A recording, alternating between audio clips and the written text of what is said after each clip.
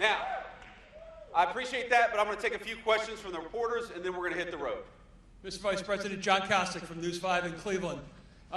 President Trump outlined the framework of a future deal on Greenland yesterday.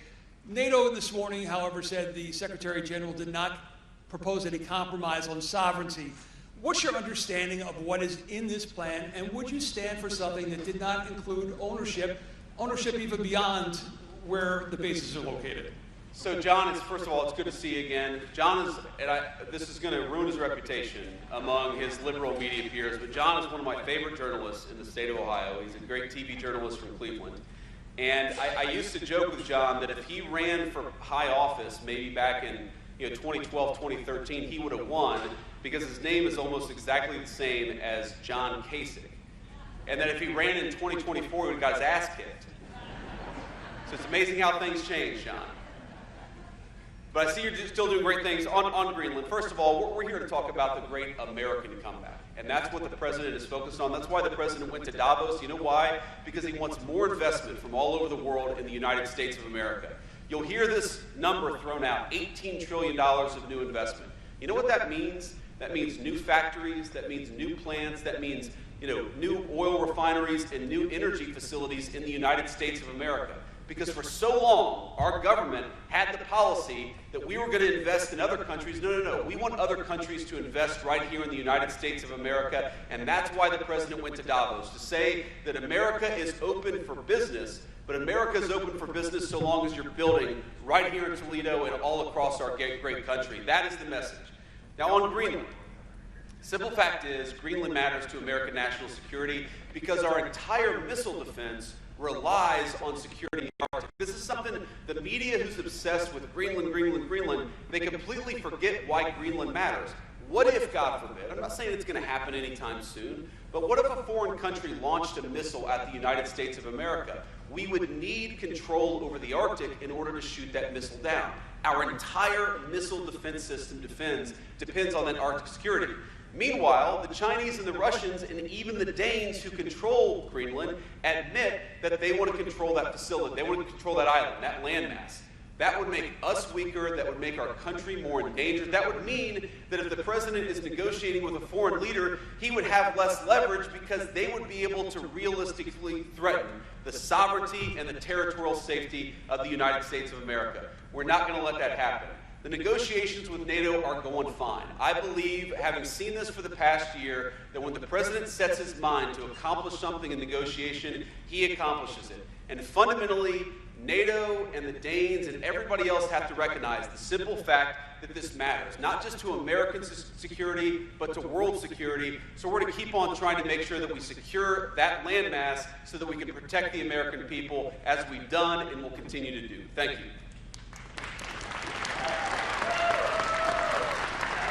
Whoever's next. The lights are very bright, so I can't see, but whoever's got the microphone, just shout out a question. Mr. Vice President, Henry Gomez, NBC News.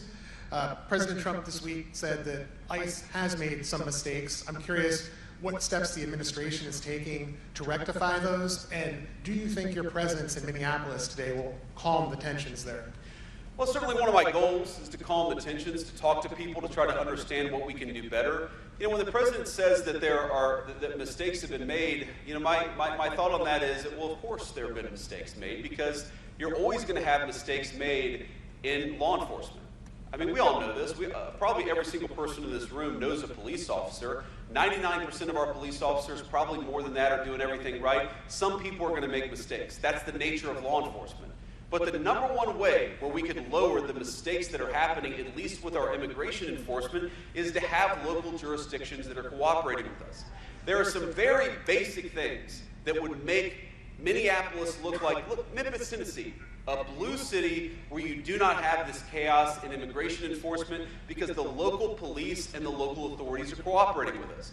So when you look at Memphis, Tennessee, or Austin, Texas, or any other community virtually across the United States of America, and you don't see the same level of chaos in Minneapolis, the natural conclusion is that it's not what ICE is doing in Minneapolis, it's what Minneapolis authorities are doing to prevent ICE from doing their jobs. And that's exactly what's happening.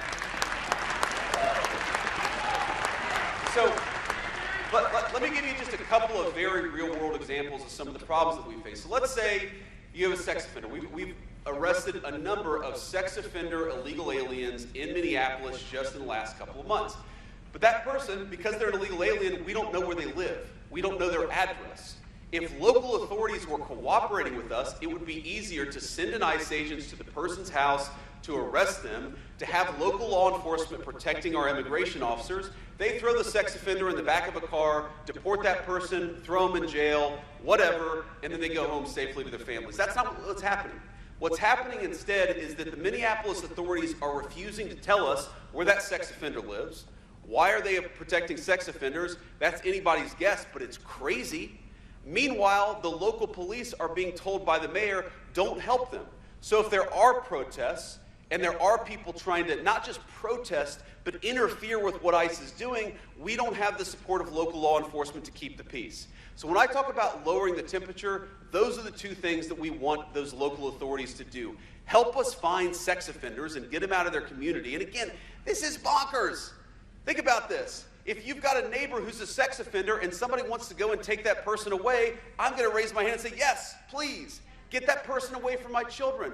What is wrong with Minneapolis authorities? They so hate the idea of enforcing immigration laws that they're telling their people not to get sex offenders out of their community. It's crazy, and it's why we see so much chaos in Minneapolis, but not elsewhere.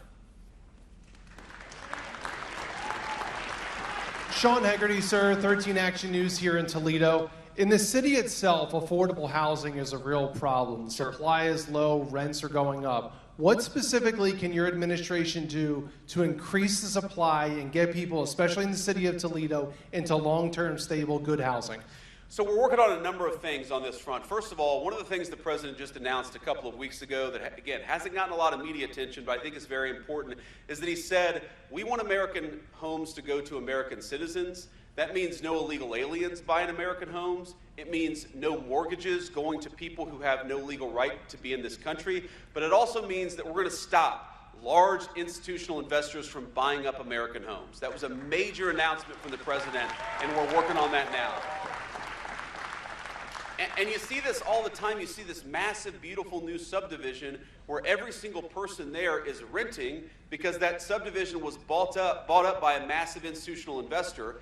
That investor, by the way, is very often paying a lower price for their debt than an American citizen. So we give these people special rules, we give them cheaper access to money, and then we let them buy homes that by right go to American families. That is one of the main reasons why we believe homes have gotten unaffordable in this country. So again, the last administration did nothing about it. We're going to do something about it. We've already started. Here's another thing. If you look at the 20 biggest metros in the United States of America, the 14 with the most illegal aliens have seen the biggest decrease over the past year in rent prices. Now, why is that? Again, if you get people out of the country who are taking up homes that ought to go to American citizens, that's going to put downward pressure on prices. That's going to make it easier for young American families to afford to buy a home. There are 3 exceptions to that. 3 places where you've seen rents increase as opposed to decrease, and every single one of those places are sanctuary cities. So in addition to causing chaos, being a sanctuary city makes your communities less safe, and it also makes housing less affordable. It is very simple. Enforcing immigration law lowers prices for Americans and makes our communities safer. It's a no-brainer, so we'd encourage local authorities to continue to collaborate and work with us instead of fighting against us. Next question. Good morning, Mr. Vice President. Thank you so much. Kyle Mazza, freelancing for Anadolu Agency today. Ukrainian President Vladimir Zelensky announced at today's summit for the World Economic Forum that Ukraine, Russia, and the U.S. will hold their first trilateral talks Friday and Saturday, the 23rd and 24th, in the United Arab Emirates. Seeing what your reaction is to that about those talks, and in Minneapolis, sir, the attacks on law enforcement, the attacks on ICE, what is your message to the law enforcement community at this time when they look for the Trump and the Vance administration to calm their nerves, to ease their burdens? Families are reacting to this as well. So as you stand there on that stage today, how does that make you feel? Well, you know, one of the things that we want to do is send a message to our local law enforcement, to our federal law enforcement, that we stand with them. And we're not going to abandon them, and we're not going to do what the last administration did, which is throw them under the bus to appease a bunch of left-wing radicals. We're actually going to fight for them. Because I believe, look, I continue to be fundamentally optimistic about our country. I think that whether you're a Democrat, a Republican, an independent, most people in this country fundamentally still support law enforcement. They love what people do to keep them safe. They recognize it's dangerous. But what happened in the Democratic Party over the last few years is they allowed a very small band of left-wing crazies to drive the agenda, and that makes our cops and our federal law enforcement feel less safe. Makes it feel like their government doesn't have their back. Well, I promise them, every single police officer in this country and every single federal law enforcement officer in this country, we have your back, and that's one of the messages I'm trying to send by going to Minneapolis and talking to our ICE officers there. So that's number one. Number two, you talk about attacks on law enforcement. It is insane. I understand, look, I'm biased, obviously. I think the Trump-Vance administration has got the right approach to immigration. I think it's insane to let tens of millions of people flood across your country, many of them with violent criminal records, and then to say you're not allowed to do anything to get those people out of your country. That's crazy to me. Fine. If you disagree, if you think that we ought to let sex offenders be in your community, even if they're illegal aliens, fine. Make that argument. But make that argument at the ballot box. Write an op-ed in a newspaper. Argue about it on social media. Don't go to the streets and start assaulting federal law enforcement officers because you disagree with the policies of our administration. It's cowardly bullshit, and it's got to stop. And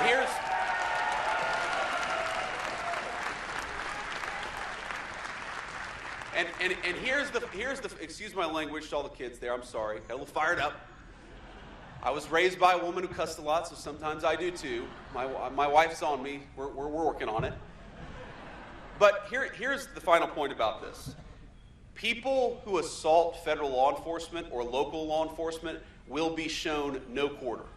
I just, probably 5 minutes before I got on stage, I got a message from our great Attorney General, Pam Bondi. You know what Pam said to me? That they finally arrested the ringleader of those church protests in Minneapolis.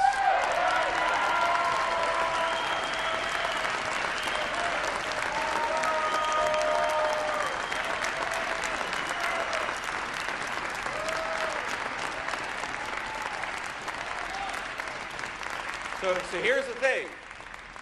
Again, you don't have to agree with my immigration policies, but if you want to protest by going to an innocent church service on a Sunday, you see these images. They're scaring little kids who are there to worship God on a Sunday morning. Those people are going to be sent to prison so long as we have the power to do so. We're going to do everything that we can to enforce the law, whether you're protesting at a church, which is a violation of federal law, or you're assaulting a law enforcement officer, which again is a violation of federal law. There are going to be consequences. There already have been consequences, and there are going to be a lot more to come. So my message is, if you're thinking about assaulting a law enforcement, don't, because we're going to lock you up if you do. Now, you asked about Zelensky and Russia and Ukraine. Look, the president, he talks about this all the time. This has been the hardest war to solve. Of the 8 wars that the president has solved, he thought this would be the easiest. It's ended up being the hardest.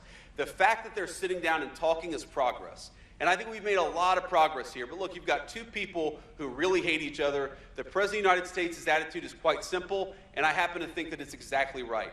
Peace is what is in the best interest of the United States of America. We want commerce between those 2 countries. We want Europe to be less focused on war and more focused on investing in the United States of America. And the best way to do that is to get that war to a peaceful resolution. We're going to keep on working on it. I've been disappointed in the past where I thought we were close to a peace deal, so I'm not going to predict that anything is going to happen in the next couple of weeks. But I know under the president's leadership, we've made great progress, and we're going to keep on making progress so we can stop the killing and get back to actually building things all over the world, as opposed to people killing each other and tearing things down.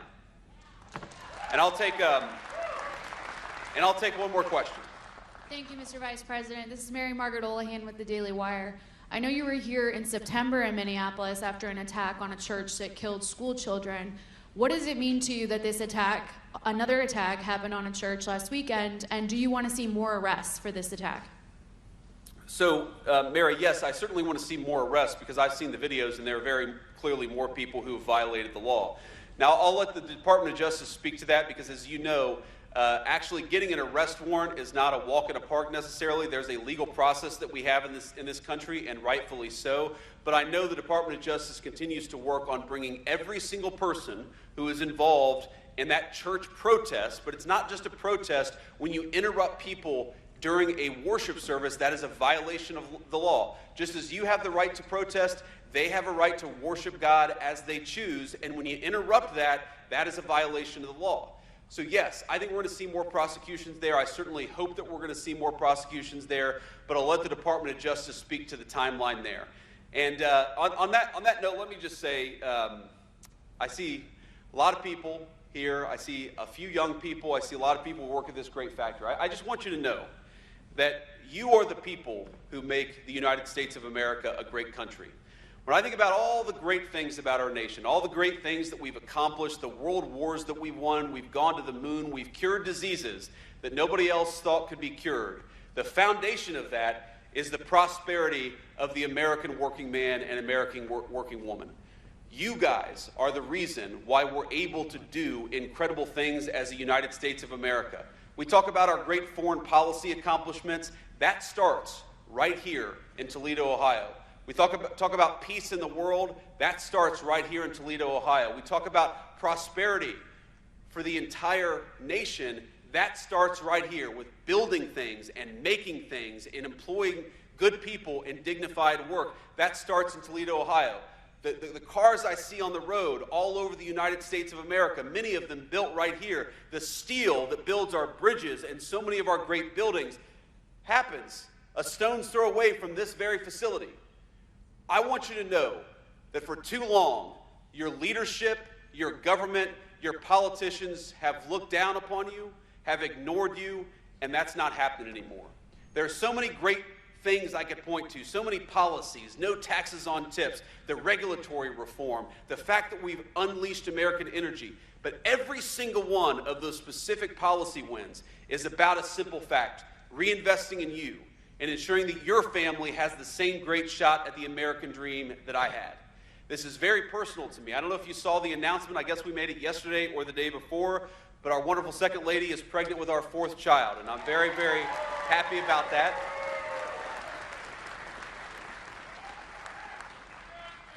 You know, we were debating having a 4th child, and I said, honey, you know, the new Trump accounts and the increased child tax credit are coming online. We got to take advantage of this stuff.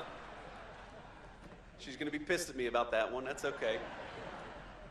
But look, this is personal to me, just as I know it's personal to you. We've got skin in the game. Our great governor candidate, not governor yet, but we're getting there. Our great senator, all of these great leaders, they love people in the state of Ohio. They love people in this community who are going to rise or fall based on whether leaders in Washington make wise decisions. I'm not saying you're going to agree with everything that we do, though I know in this room we got a lot more agreement than disagreement. But what I am promising you is that every day for the next 3 years, so long as I am the Vice President of the United States, so long as Donald Trump is the President of the United States, we will remember that you are what makes America great, and we'll never stop fighting for you. God bless you. It's good to be home. Thank you.